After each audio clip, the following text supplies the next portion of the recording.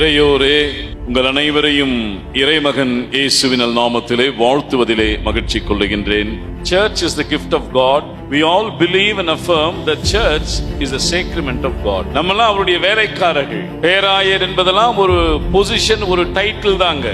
ஆனால் பேசிக்கா இந்த சென்னை பேராயத்தினுடைய பணியாளராக நான் பொறுப்பேற்றிருக்கிறேன்.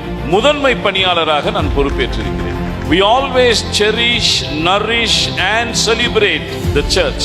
திருச்சபையை தான் நம்ம கொண்டாடிக்கிட்டு இருக்கோம். நான் ஒரே ஒரு வேண்டுகோளை இந்த அவையிலே நான் வைக்க விரும்புகிறேன். யாரும் தப்பா எடுத்துக்காது.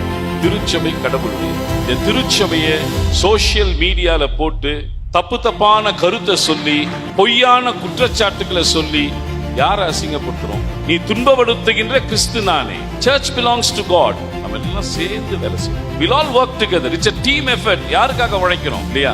அதனால இது ஒரு காரியம் நான் முடிக்கிறேன். இன்னையோட இந்த ஷால் போத்துறது, இந்த பழத்தை எடுத்துட்டு வர்றது, இன்னையோட இதை ஸ்டாப் பண்ணி. Don't make us divine. We are not divine. We are human. நாங்க என்ன பெரிய டிவைன் மாதிரி இல்ல, கடவுள் மாதிரி இல்ல. We are fragile. We are weak. உங்க ஜெபத்தினால தான் we get strengthened to the ministry. அதான் நான் சொன்னேன். The court case, அந்த கேஸ், litigations, அப்படி இப்படி சர்ச்சை கொண்டு போய் we move the church to the court. So it's a curse. அதனால we have to rethink, reorient and relive a faith testifying the gospel of Christ. But by the pure grace of God brought the church back into existence.